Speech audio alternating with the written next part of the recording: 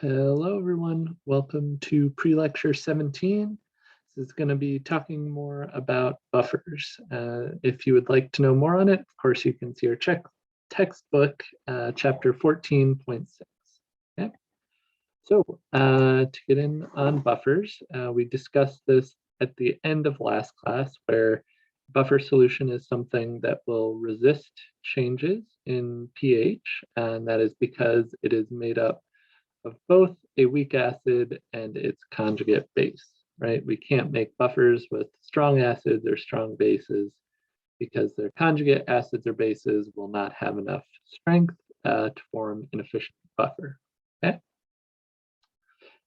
We also said, we had this slide and said that buffer will resist changes in pH as long as a modest amount of acid or modest amount of base is added. Of course, if we start with equal proportions, we add base, we will form more of our conjugate base by reacting with our weak acid.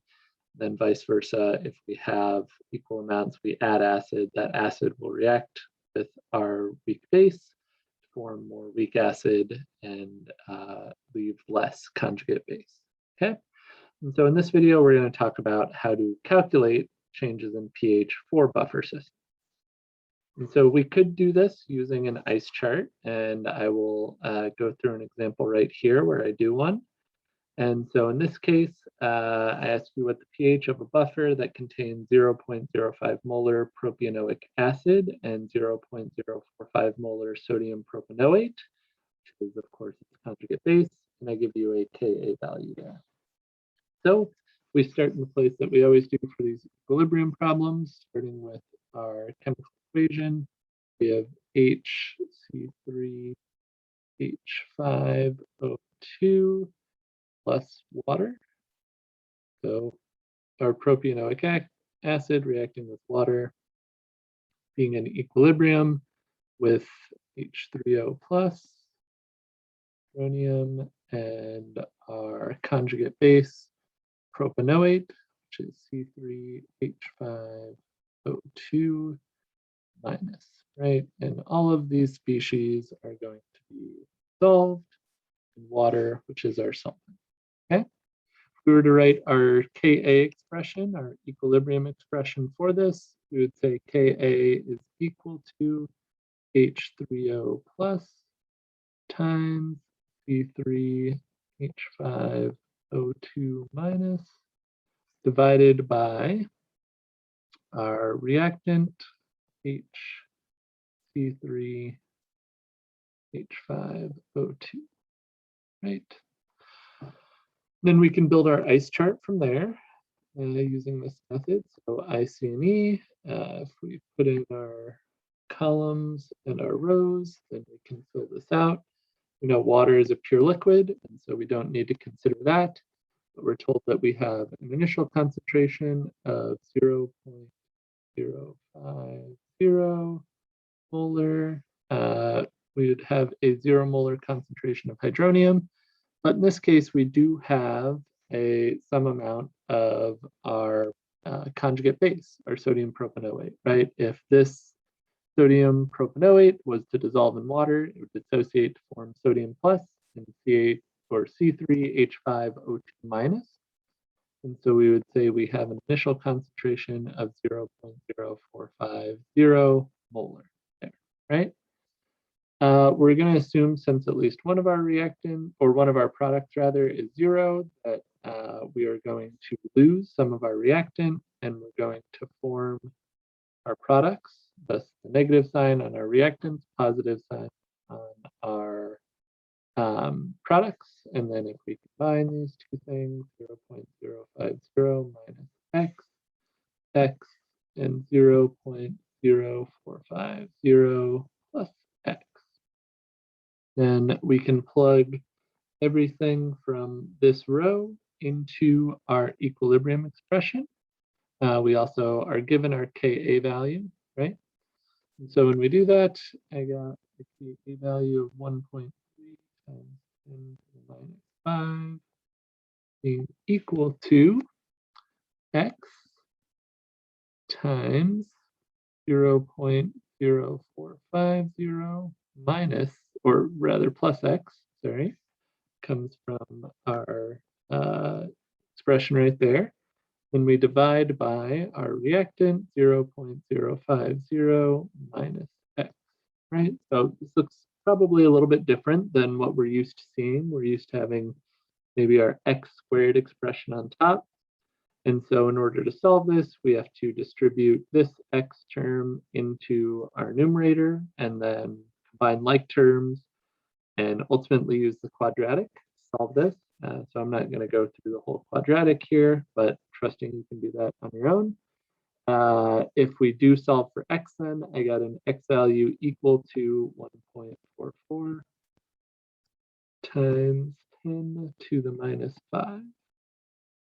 If we go back to our ice chart, figure out what that actually means with regards to our pH, that x value is going to be equivalent to our concentration of H3O plus, our hydronium, right? And so if we take the negative log of that, 1.44 times 10 to the minus 5, we should get our pH, which is what we're, of course, trying to solve for. And so for a pH, I got 4.84. Okay, so this is one way we could solve it. This is a lot of work, obviously. We have to build a nice chart. We have to use a quadratic equation, equilibrium expression, the whole shebang, right?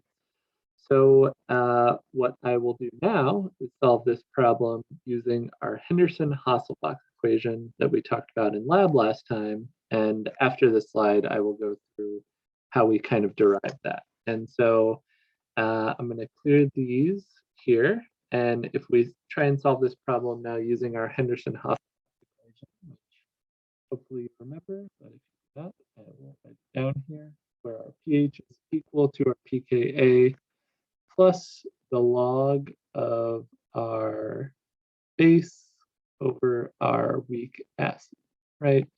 And so in this case, our base is the sodium propanoate concentration. Our acid is our propionic acid, right? So plug in our values.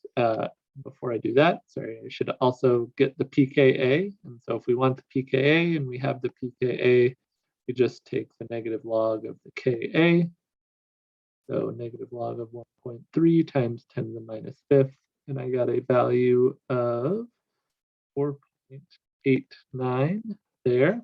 And so our pH is going to be equal to 4.89 plus the log of our concentration of base, which is 0.0450 molar, divided by the concentration of our acid, which is 0.050 molar.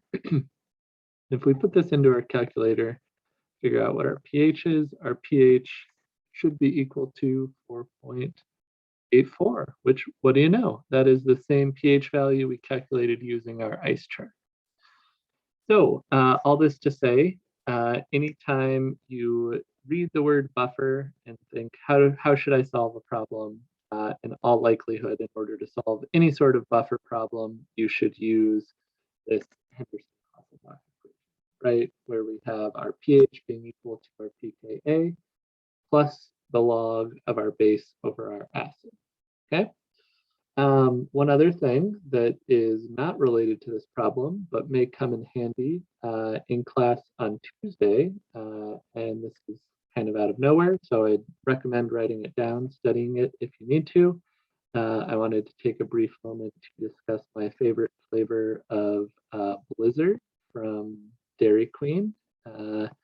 So this is just kind of a quick check. And so my favorite flavor, I will even write it out. I would recommend trying it if you're near Dairy Queen, is frosted animal cracker. Okay, so I'm writing it out right there.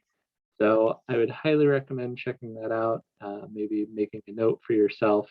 Could be a good thing to remember for in class this Tuesday. Wink, wink. Okay. So I'm going to go ahead and clear these drawings, and then we are going to talk a little bit more about buffers. And so anytime we can use our X's small approximation, we should be able to use an ice chart to figure out our pH with a buffer system, but it is much easier to use this Henderson-Hasselbalch equation shown there, right? And so one of the assumptions we make here is that our initial concentration is going to be about equal to our final concentration for both of our weak acid and our conjugate base. This is due to Le Chatelier's principle. If you think about the ice chart we made, essentially, if we have one of our products already present, any change in reactant or product concentration shouldn't move our overall equilibrium that much. Okay? If we go through the derivation, I'm just going to put all these steps up right here. We can start just with our equilibrium expression right here. If we rearrange it to solve for our concentration of hydronium, then take the log of both sides. We can split out our logs and take the negative logs there. So negative log of hydronium concentration is, of course, pH. Negative log of Ka is pKa. And then plus the log of our base over our acid would get us, of course, our top Henderson-Hasselbalch equation. So you don't need to memorize this derivation. I won't ever ask you to derive this, but just wanted to show you that the Henderson-Hasselbalch equation is ultimately derived from just our equilibrium expression. Okay. All right. One other thing I want to talk about is buffering capacity. And so how effective a buffer is will not only be determined by the identity of our acid or our base, but also how efficient and how much capacity it has. And so in order to determine the range of our buffer, essentially whenever our ratio is either 10 to 1 or 1 to 10, oh, sorry, should have flipped that there. That should be 1 to 10 instead of 10 to 1. That would mean that our buffer range is exceeded. And the reason that is because if you think about if we take the log of 10 over 1, this is then equal to, this fraction rather, is equal to the log of 0.1, which is 1. And then if we take the negative log, if we have a 1 to 10 ratio where we have 10 on top, 1 on the bottom, we took the log of that, it would end up being -1.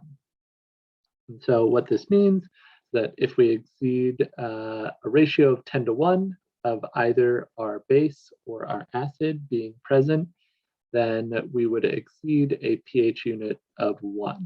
And so essentially the buffer range is plus and minus 1 pH unit of the pKa of a weak acid. And so that is what our buffering capacity is. Okay. The greater our concentration of our weak acid and conjugate base, the better the buffer, because we will have more neutralizing power. Okay, that is what buffering capacity is, as well as buffer efficiency. Okay, that's it for this video. Hope it was informative, and hope to see you in class on Tuesday for quiz number 8, I believe. Take care.